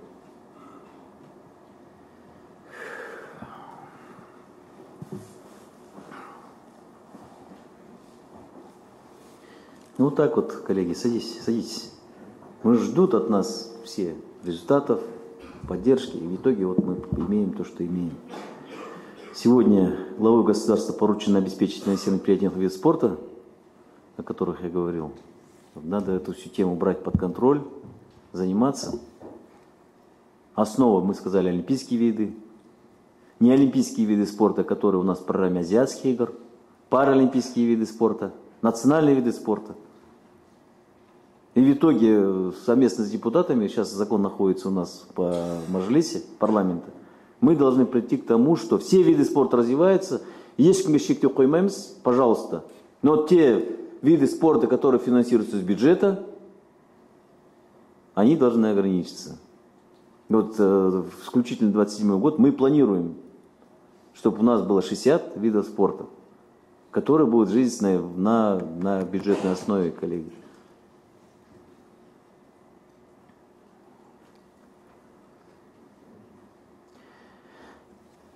Халықаралық жасөспірімдер жарыстары сапалы спорт резервінің жоқтығын көрсетуде. Бұл балалар жасөспірімдер спорт мектептерінің сәтсіз жұмысының салдары. Резервті даярлаудың негізгі шеберханасы спорт мектептері мен балалар жасөспірімдер спорт мектептерін бастап саралау қағидаты сақталмайды. Атқарылған жұмыстар туралы спорт және дене шынықтыру істері комитетінің төрағасы Ербол Қуантайұлы Мырзабасынов толығырақ баяндайды. Олимпиада ойындарында көрсетілген нәтижелер туралы мәселелер айтылып өтті. Ендігі кезекте өңірлердегі дене шынықтыру мен спорт дамуының кейбір тұстарына толығырақ тоқталып өтуге рұқсат етіңіздер. Ұлттық құрама команданы сапалы резервпен қамтамасыз ететін негізгі көздерінің бірі еліміздің өңірлері болып табылады. Париж Олимпиада ойындарының нәтижесі еліміздің бірқатар облыстарында резерв дайындау жүйесінің проблемалар бар екенін көрсетті. Жоғары деңгейдегі спортшыларды дайындауда негізгі факторлардың бірі сапалық спорттық резервті қамтамасыз ету болып табылады. Еліміздің тәуелсіздік алған жылдарынан бері Олимпиада ойындарында медаль әкелген негізгі спорт түрлері, олар сіздер білесіздер, бокс, жеңіл атлетика, күрес түрлері, жүзу, дзюдо болса, бүгінгі күні өңірлерде осы спорт түрлерінен резерв жоқ деуге болады. Біз әзірше басымды спорт түрлерін түсірген жоқпыз, бірақ мына негізгі Олимпиада ойындарына кіретін спорт түрлерінде нәтиже өте төмен. Мысалы алып қарасақ, жеңіл атлетика, жүзу спорты, спорттық гимнастика сияқты спорт түрлері бойынша барлық өңірлерде жеткілікті материалдық техникалық база бар. Алайда ұлттық құрамадағы өңірлердің өкілдігі көңіл көншітпейді. 2023 жылы жастар құрамасында 9 өңірден өкілдер, мысалы жүзу бойынша жоқ. 9 өңірде ұлттық құрамада, мына жастар, жасөспірімдер құрамасында 9 өңірден спортшылар жоқ. Ол Ақтөбе, Ақмола, Атырау, Қызылорда, Маңғыстау, Түркістан, Абай, Жетісу, Ұлытау облыстары. Жеңіл атлетика бойынша, сіздер білесіздер, жеңіл атлетика бүгінгі күні мектеп бағдарламасында және жоғарғы оқу бағдарламасында бар. Біз бұл жеңіл атлетика ең жаңағы медаль көп беретін спорт түрі, бірақ 5 облыста бүгінгі күні ұлттық құрамада жастар, жасөспірімдерде өкілдер жоқ. Ақтөбе, Алматы, Атырау, Абай, Түркістан облыстары. Спорттық гимнастикадан бізде нәтижелер осы жолы жүйелі нәтиже бар деуге болады. Күміс медаль, 5-ші орын бар, бірақ 10 өңірде осы спорт түрінен бүгінгі күні өкілдер жоқ. Өзіңіздің жеке тапсырмаңыз бойынша біздің Олимпиада спорттық гимнастиканы топ жарған балалардың және жеке жоспар осы күнге дейін дайындық әдістемелі зерттеліп, сол жаттықтырушылармен жақсы жұмыс атқарылып, сол жаңағы әдістемелерді бүкіл өңірлерге енгізу жұмыстары басталып жатыр. Енді біз бағанда боксты айтып өттік, жастар құрамасын бокс бойынша 12 өңірден бүгінгі күні өкілдер жоқ. Жастар құрамасында. Сонда біз қалған 8 өңірді ғана өзара бәсекелеседі. Еркін және әйелдер күресі бойынша жастар құрамасында 5 өңірден өкілдері жоқ. Жалпы жұмыстарымыз осы, жігіттер. Басқарма басшылары, қараңдар. Қаншама жұмыс жасап отырмыз, терлеп. Қайтеміз. Амына әйелдер күресін алсақ, сіздер білесіздер, және бізде 2012, 2016, 2000 сол жылдары бізде нәтиже болған. Олимпиада ойындарында медальдар болған, бірақ біз сол спорт түрлерін дамытпаймыз. Қазіргі уақытта балалар мен жасөспірімдер спорт мектептері өз функциясын тиісті деңгейде орындап жатқан жоқ.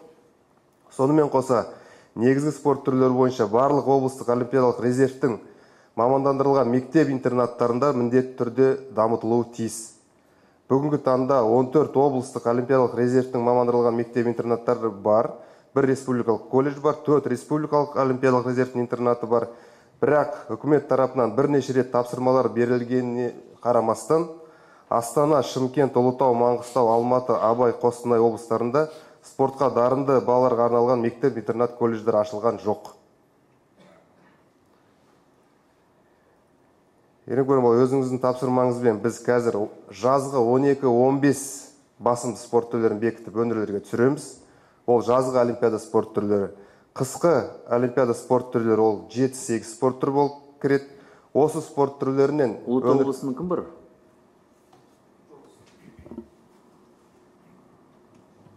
Басшысы ба? Не істеп жатсыңдар осы мәселе туралы?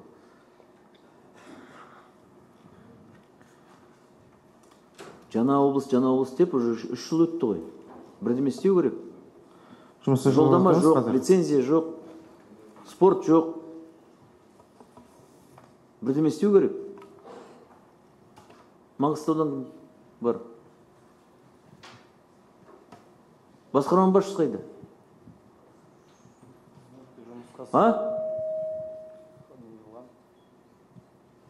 Түсінбедім. Жұмыстарына бір байланысты. Жұмыстармен байланысты? Жұмыстар бар да? Қызматын қалпыған, мен жерген. Сіз кім боласыз?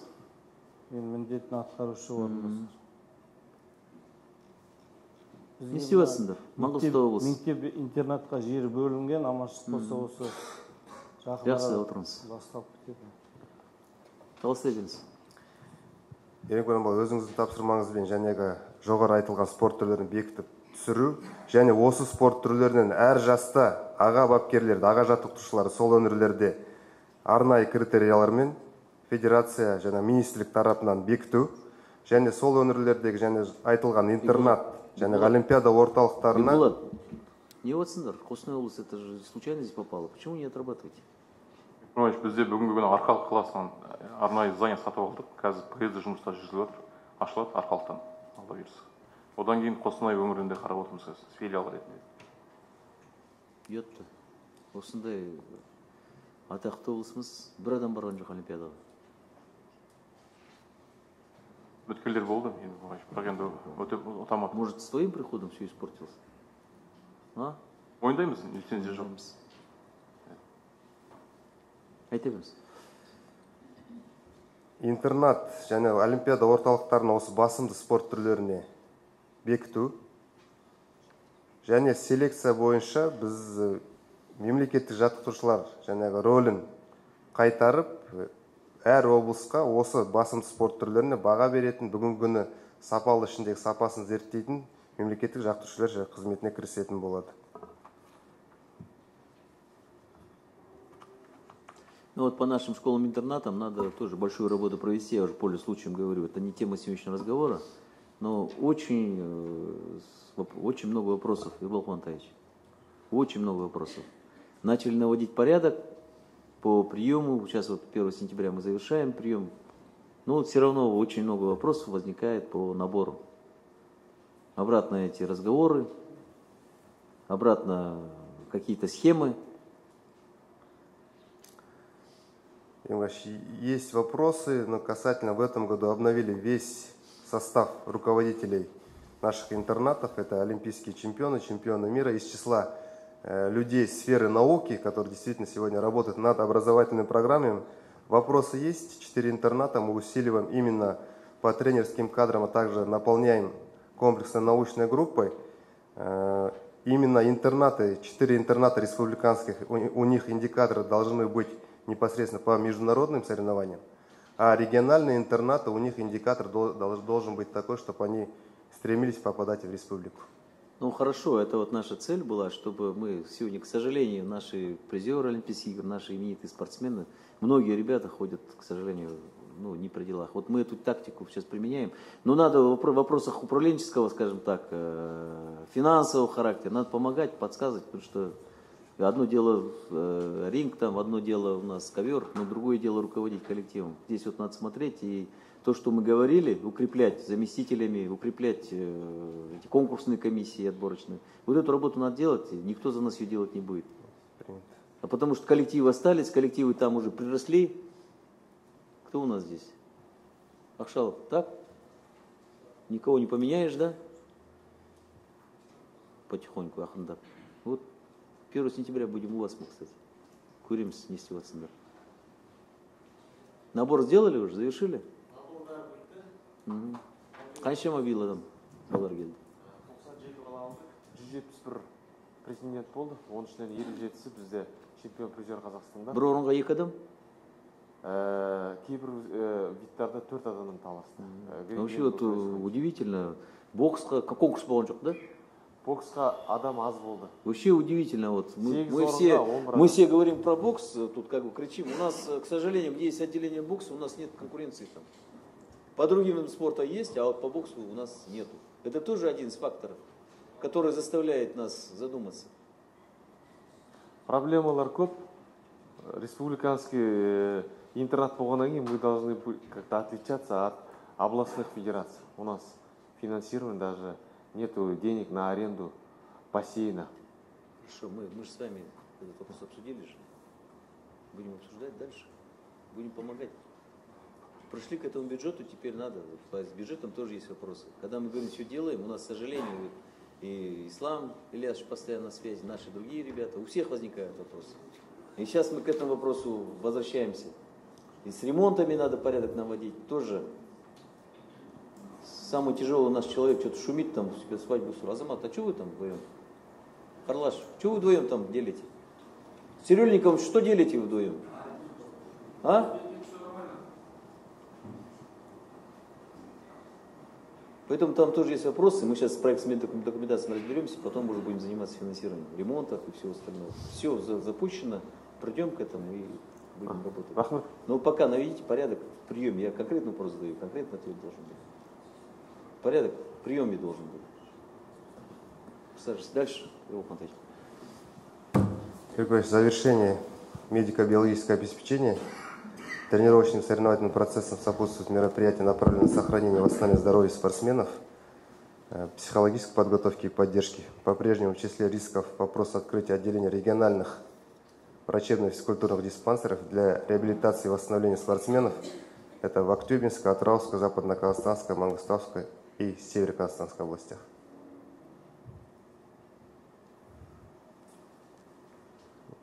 Что с диспансерами будем делать?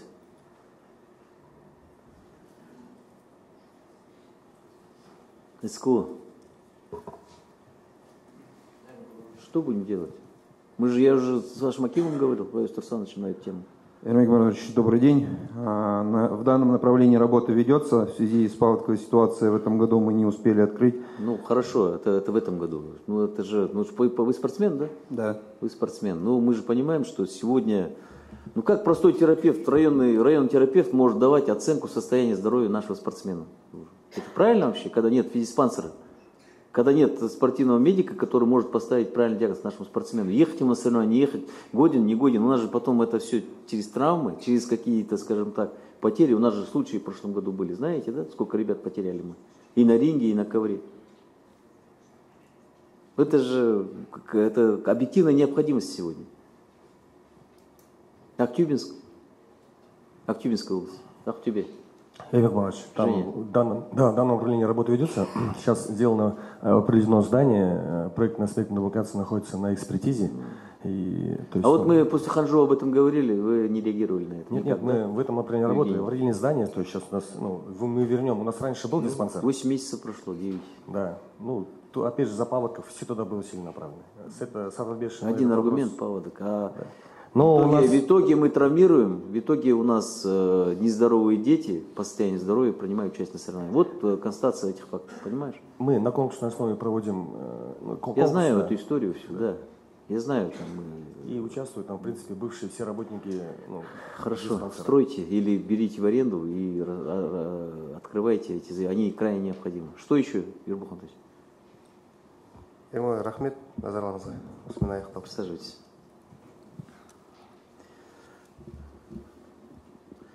Вот мы запланировали 2 часа работы. Сейчас подведем некоторые итоги. Теперь периодически с вами будем встречаться, с федерациями. Общественники здесь собрались, наши уважаемые. Двери открыты. В рамках высшего государства мы должны друг друга слышать. Это факт. Никто ни от кого не прячется. Мы все доступны. Со всеми с вами эти федерации и начальники управлений. Никто не скажет, что у нас нет прямой связи, или мы закрылись, министерство само по себе, спорт сам по себе. Никто из вас этого не скажет. И дирекция развития спорта сейчас повернулась, мы потому что требуем. Нашего департамента здесь присутствуют все. Пожалуйста, если есть вопросы какие-то, приходите, мы вам всегда подскажем. И тренера приходят нам, просто тренера приходят. Главный тренер, заслуженный тренер, все приходят к нам, все получают консультацию, всех мы поддерживаем, всем стараемся создать условия. Если не получается, мы не обманываем, говорим, у нас сегодня средств нету, давайте мы дальше будем рассматривать в следующий раз этот вопрос. Но мы открыты для общения. И вместе с федерациями, и вместе с главными тренерами мы разделяем эту проблематику спорта. Такая тема, что министерство само по себе где-то в небе находится, спорт сам по себе, нет такого. Мы с тренерами принимаем участие, обсуждаем, будем дальше обсуждать планы, мероприятия, как дальше двигаться. Сейчас с боксом календарь уже обсуждаем, какие соревнования должны быть у нас. И это все в пользу наших главных тренеров, тренерскому совету. И всегда для нас приоритет – это решение тренерского совета. Единственное решение, которое мы приняли, это, наверное, по дзюдо, Сметов, Ильдос. Когда возникли вопросы у нас, Серикпаев, Ильдос или Шамшадин с Кызылорды, мы провели спарринг, как он называется в дзюдо? Прикидку провели. И по итогам этой прикидки у нас выиграл Ильдос и поехал на Олимпиаду. Результат такой. Хотя Серикпаев очень хороший парень, он сейчас вес меняет, и, возможно, у него еще все впереди. И молодой. Так, да? Сидит генсектор, головой машет. С девчатами разбирайтесь. Очень слабая работа. Могла Абиба стать бронзовым призером. Серик присутствовал же, да? Вместе присутствовали с Сержем Ильичем. Смотрели мы схватку. Поэтому некоторые итоги подведем.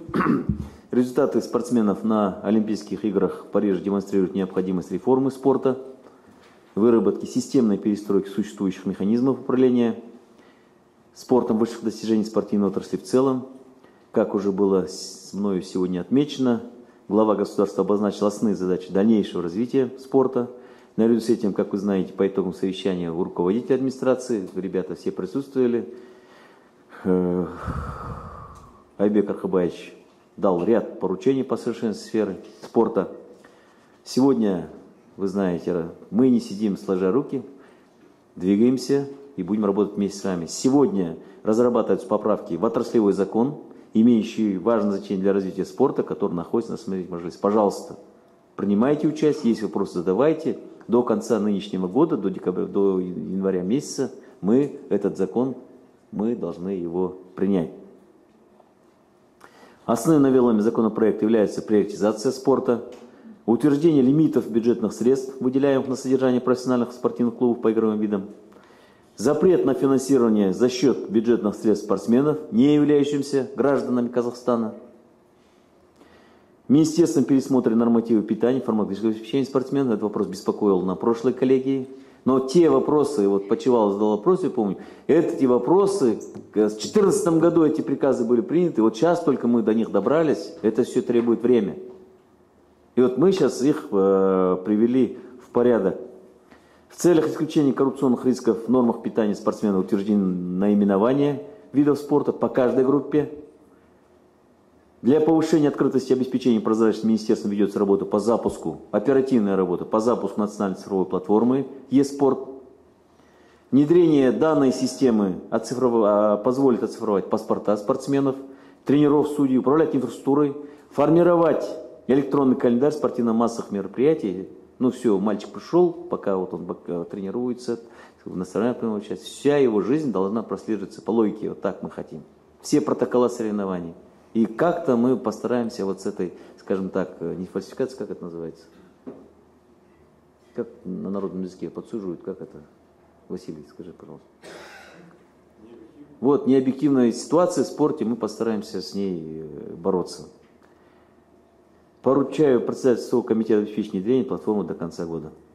Сыбайлас жемқорлыққа қарсы агенттік министрлікпен бірге спорт саласындағы жемқорлық тәуекелдеріне сараптама жүргізді. Мұнымен жұмыс тоқтап қалмайды, өзіңіз білесіздер, бұл бағыттағы шараларды жетілдіру мақсатында ұйымдастыру құқықтық шаралар кешені әзірленді. Оларды уақытында әрі сапалы орындау керек. Жергілікті атқарушы органдар олимпиадалық спорт түрлеріне басымдық беріп, саланы дамыту саясатын қайта қарау қажет. Қазірден бастап мүдделі тараптармен бірге ақпараттық түсіндіру жұмыстарын жүргізу керек. Құрметті облыстық басқармалардың басшылары, 6 айдан кейін Харбинде 9-шы қысқы Азия ойындары өтеді. 25-ші қысқы Олимпиада ойындарына да аз уақыт қалды. Сондықтан осы жұмысты пысықтап күшейту керек.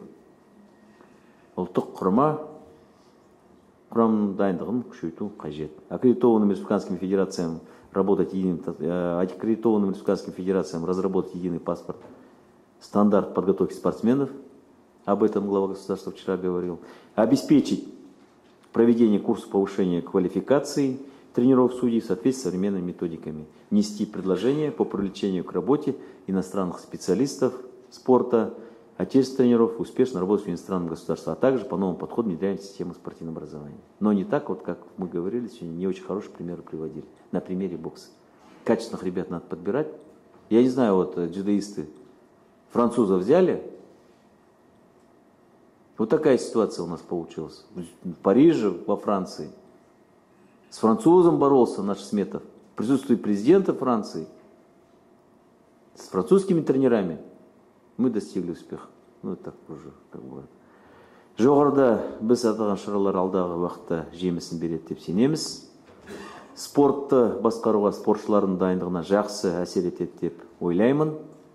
Біз жаңа олимпиадалық циклды қазірден бастадық. Алда Лос-Анджелес олимпиадасы күтіп тұр. Маңызды додаға қазірден дайындалу керек. Министрлік, федерациялар, бапкерлер, әкімдіктер, ұлттық олимпиада комитетін Париждегі жағдайдан сабақ шығарып, сапалы жұмыс жүргізуге қажет. Бұл бәрімізге ортақ міндет. Алдамызда үлкен мереке келе жатыр, Конституция күні. Баршаңызды құттықтаймын. Еліміз аман, жұртымыз тыныш болсын, жеңістер күндер көп болсын дейміз. Сегодня мы стоим на пороге очень большого серьезного мероприятия, коллеги. Игры кочевников. 8 числа они у нас стартуют. Завершаются они у нас 13 числа.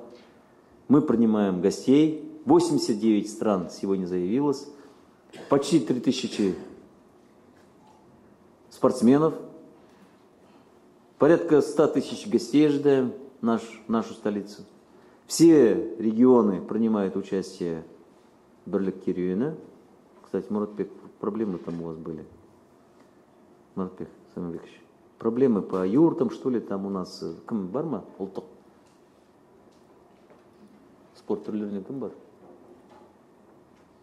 Никого нету. Багдавлет, тосындасың ба?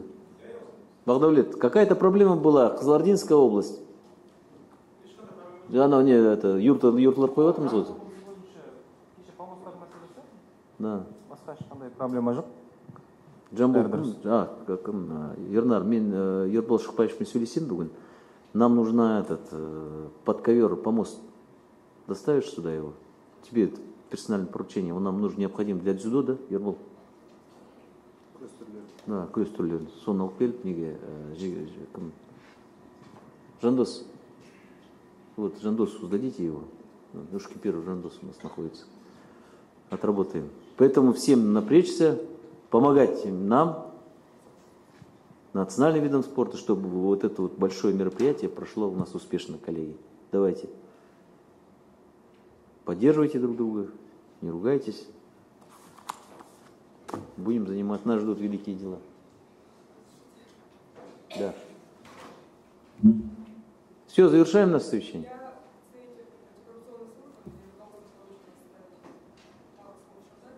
Ну, сколько минут у вас? Сколько минут? Ну, поскольку вы нас пригласили поучаствовать в вашем совещании, я не буду озвучивать результаты внешнего анализа коррупционных рисков. Они уже все знают, представлены в администрации. Сейчас агентство предлагает создать рабочую группу по реализации наших рекомендаций, разработанных. Вот план сегодня я уже принесла. Это работа не только комитета спорта, они не смогут справиться с этим объемом работ, поэтому предлагаем создать в целом рабочую группу. Мы готовы.